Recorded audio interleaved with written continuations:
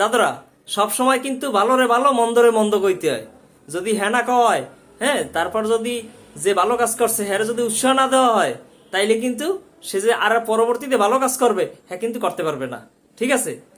এই কি গোলাপ, গোলাপ কার? বরিশালের বাসির থেকে, হ্যাঁ, বরিশালের পক্ষ থেকে নাইট বাইর জন্য এই গোলাপ কি লগিয়া কইতে পারেন?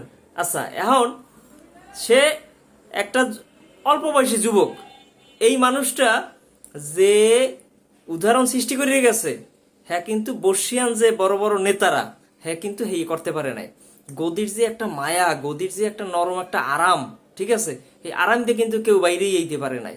হ্যাঁ, তাদের কত কিছু হয়ে গেছে তাদের শাসন আমলে। হ্যাঁ, হ্যাঁ, অ্যাক্সিডেন্ট হয়েছে, গুম হয়েছে, খুন হয়েছে, কেউ কিন্তু ব্যর্থতার দায়ও স্বীকার করে নাই, দায় সরিয়ে হ্যাঁ পথ ছাড়িয়ে চললেও আসে নাই। এই একটা লোক যারে দেখলাম এত বছর বয়সে আমার আমার জীবনে আর কি, হ্যাঁ, যে সে তার নিজের পথ ছাড়িয়া গরম নরম গদি ছাড়িয়া, ঠিক আছে, সে আস্তে জনগণের কাতারে চলে আসছে। এখন যদি হ্যারে আমি এই ফুল না দিয়া, ঠিক আছে, হ্যারে শুভেচ্ছা না জানাই, ঠিক আছে, তাইলে কিন্তু আমি আমার নিজের কাছেই ছোট হয়ে যাবো। কি লেগে? কারণ সে যে একটা ভালো কাজ করছে, আমি তার ভালো কাজের জন্য উৎসাহ দেই নেই। ঠিক আছে? এই জন্য তার প্রতি রইল কি লাল গোলাপের শুভেচ্ছা।